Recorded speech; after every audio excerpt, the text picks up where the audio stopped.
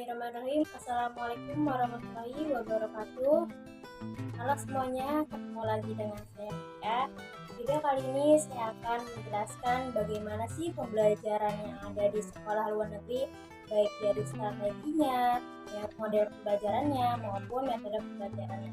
Di sini saya akan memilih salah satu negara yang ada di seluruh dunia, yakni negaranya Finlandia.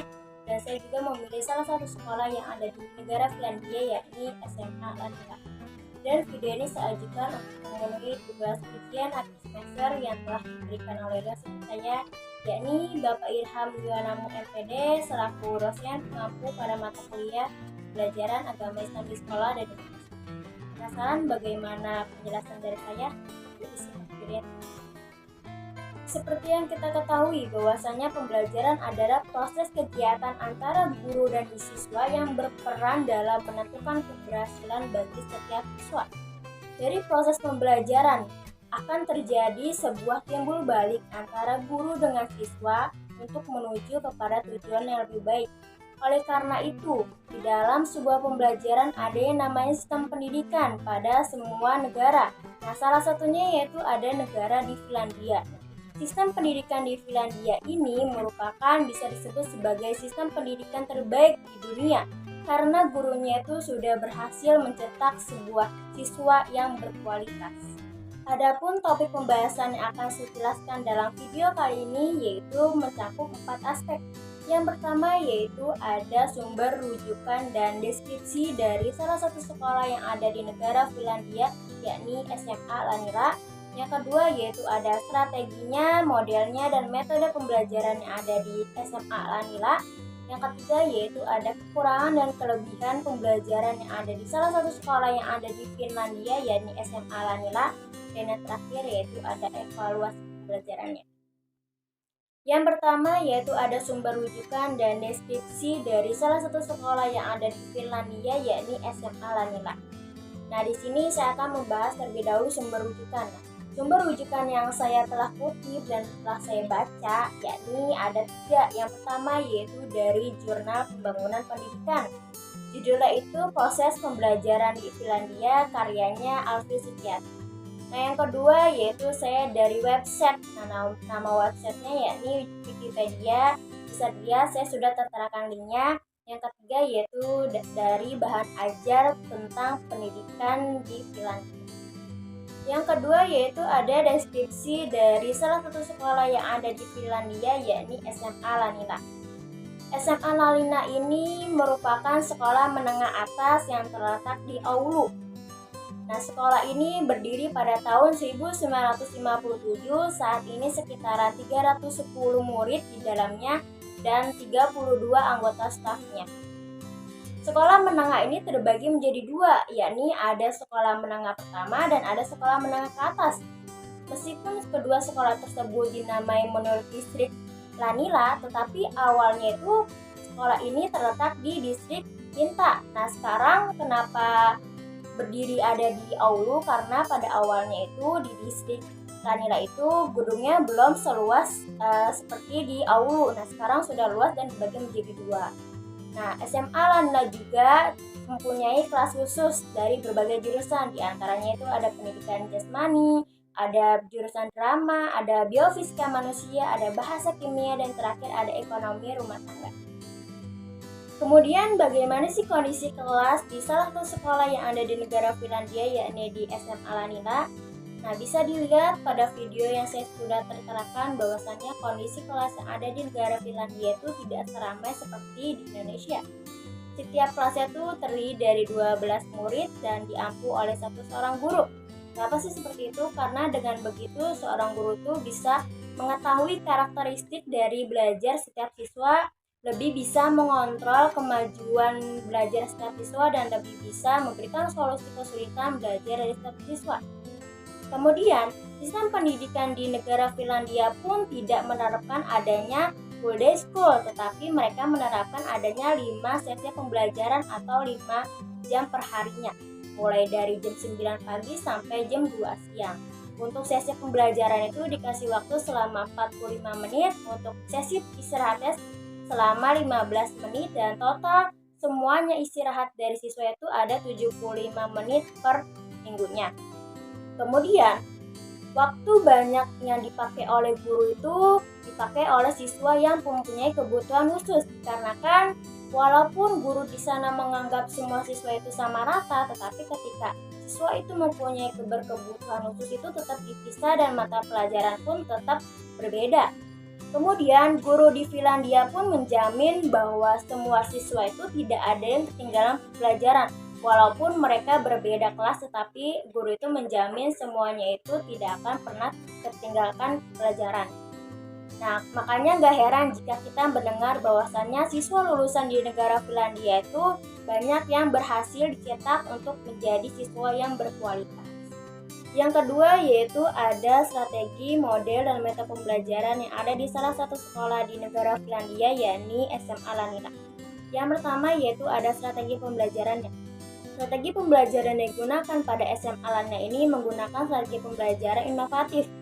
Strategi pembelajaran inovatif merupakan strategi pembelajaran yang berbasis pemecahan masalah pada lingkungan sekitarnya. Tidak hanya itu, guru di Finlandia pun mempunyai strategi pembelajaran yang lainnya. Di antaranya yang pertama ada jam istirahat otak. Maksud dari jam istirahat otak ini, guru memberikan waktu jeda yang teratur selama 15-30 menit di dalam proses pembelajaran untuk bisa menyegarkan otak siswa. Dengan melalui jeda otak ini bisa menjadikan siswa akan mengarahkan pada produktivitas dan efektivitas lebih besar. Begitupun sebaliknya, guru juga memerlukan jam istirahat otak pada dirinya sendiri untuk bisa memiliki sifat ketenangan, kesenangan, dan kebaruan. Yang kedua yaitu ada belajar sambil bergerak. Maksudnya bahwa strategi pembelajaran ini merupakan strategi pembelajaran yang aktif yang menuntut siswa bisa bergerak selama proses pembelajaran. Dengan itulah guru bisa menyusun rencana pembelajaran agar siswa itu bisa bergerak selama proses pembelajaran. Jadi tidak hanya siswa itu duduk manis di bangku, tetapi siswa itu bisa bergerak selama proses pembelajaran. Dengan melakukan energi jar, guru itu melakukan energi jar. Energi jar ini merupakan istirahat pendek ketika siswa itu tidak hanya duduk di bangku saja. Tujuannya untuk apa? Yaitu untuk bisa membangkitkan semangat siswa ketika siswa itu sudah mulai bosan dan mengantuk. Yang ketiga yaitu ada isi ulang setelah sekolah. Maksud dari isi ulang setelah sekolah ini, guru memberikan peluang waktu kepada siswa untuk bisa mengikuti kegiatan yang dia senangi. Tujuannya untuk apa? Tujuannya untuk bisa memperkuat keinginan yang dia inginkan untuk bisa melakukan kegiatan yang dia sukai. Yang keempat yaitu ada menyederhanakan ruangan. Maksudnya bahwasanya guru menjadikan kelas yang bersih dan tertata rapi dengan dinding yang diisi dengan karya siswa yang berbanggakan dan terbaik. Dengan itulah siswa bisa semangat dan senang ketika proses pembelajaran berlangsung. Kelima yaitu ada masuk ke alam liar. Maksudnya apa? Bahwasanya guru mengajak siswa untuk bisa ke alam atau ke lingkungan sekitarnya. Bukan hanya itu, siswa di negara Finlandia pun dari SMP sampai SMA lebih suka belajar ketika di luar atau di alam sekitarnya, seperti berkemah, karena dengan begitu bisa membantu mereka dalam kepercayaan dirinya dan bisa membantu mengurangi gejala gangguan hiperaktif karena kurangnya perhatian dan bisa membantu mereka untuk bisa fokus selama proses belajar. Kedua yaitu ada model pembelajaran. Model pembelajaran dipakai pada salah satu sekolah yang ada di negara Finlandia, yakni SMA Lanila ini memakai model pembelajaran belajar di alam, yang dimana gurunya itu tidak mengharuskan siswa harus belajar isi dari buku-buku mata pelajaran, tapi guru di sana itu mengajak siswa untuk bisa memperoleh kemampuan menjelajah dan menemukan fenomena-fenomena yang ada di alam sekitarnya. Hanya gak heran jika negara Finlandia itu memakai 3 kata dalam proses pembelajaran, yakni eksamen, understand, dan eksperimen. Yang mana arti dari 3 kata itu, siswa itu melatih, kemudian memahami, lalu mencoba. Karena pada hakikatnya siswa di Finlandia itu dia tidak belajar dari isi buku-buku, tetapi mereka tuh langsung berinteraksi dengan ilmu-ilmu yang ada di alam sekitarnya. Tentunya tidak lepas dari fasilitas di sekolah, baik dari desanya maupun di kota. Ketiga yaitu ada metode pembelajaran. Metode pembelajaran dipakai pada salah satu sekolah yang ada di negara Finlandia ini, yakni SMA Lanila, menggunakan metode pembelajaran suasana yang aktif atau bisa disebut juga dengan metode pembelajaran problem solving. Yang dimana metode pembelajaran problem solving ini merupakan metode pembelajaran di mana proses pembelajaran bisa merangsang berpikir dengan menggunakan wawasan tanpa melihat kualitas pendapat yang disampaikan oleh siswa. Jadi proses pembelajaran negara Finlandia pun bisa terbilang sangat menyenangkan dan siswa pun tidak tertekan untuk melakukan satu proses pembelajaran. Bahkan di negara Finlandia pun tidak menerapkan adanya dikte dari seorang guru, tapi mereka menerapkan adanya siswa itu harus mempunyai cara berpikir sendiri untuk menciptakan pembelajaran efektif bagi dirinya sendiri. Kemudian, tidak hanya metode pembelajaran problem solving, tetapi guru di sana itu juga menciptakan metode pembelajaran lainnya, diantaranya yaitu yang ada inovatif. Metode pembelajaran inovatif, yang mana dengan adanya suatu metode pembelajaran inovatif ini, guru bisa mempunyai inovasi pembelajaran karena adanya suatu inovasi pembelajaran merupakan salah satu rahasia bagi negara Finlandia agar bisa menjadi sistem pendidikan terbaik di dunia. Yaitu ada kekurangan dan kelebihan pembelajaran pada salah satu sekolah yang ada di negara Finlandia, yakni di SMA Lanila. Yang pertama yaitu ada kelebihan pembelajaran di SMA Lanila. Setelah saya amati dan setelah saya baca di sini tuh ada 3 kelebihan. Yang pertama yaitu ada jam sekolah. Ya, dimana jam sekolah di negara Finlandia itu jauh lebih sedikit dibandingkan jam sekolah di negara-negara lainnya seperti di Indonesia. Misalnya seperti anak usia 7 tahun, mereka tuh hanya menghabiskan waktu selama 30 menit per minggunya. Sedangkan untuk anak SMP sampai SMA itu mereka menghabiskan waktu seperti layaknya sistem pembelajaran di kuliah. Tidak hanya itu, mereka juga tidak pernah terbebani adanya banyak tugas dari sekolah. Bahkan untuk pekerjaan yang seharusnya dikerjakan di rumah itu, mereka diberi waktu maksimal 30 menit per harinya.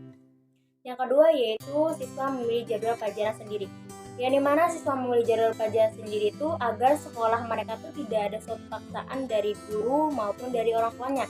Jadi mereka itu sekolah karena keinginan dari mereka sendiri, karena pada awal semester itu guru sudah menyuruh kepada mereka untuk bisa memilih target pembelajaran sendiri, sehingga ketika kelas sudah dimulai mereka tuh tidak sekedar hanya tahu, tetapi mereka juga sudah mulai siap untuk bisa memulai pembelajaran yang dia pilih.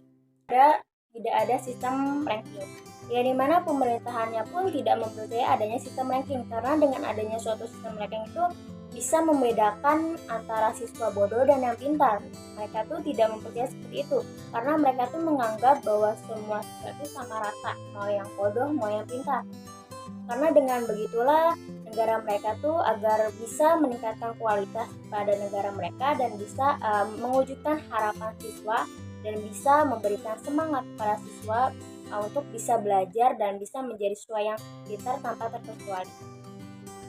Yang kedua yaitu ada kekurangan pembelajaran dari SMA Lanila. Nah, di sini kekurangan itu ada 2. Yang pertama itu memberikan peluang kepada siswa di bawah rata-rata.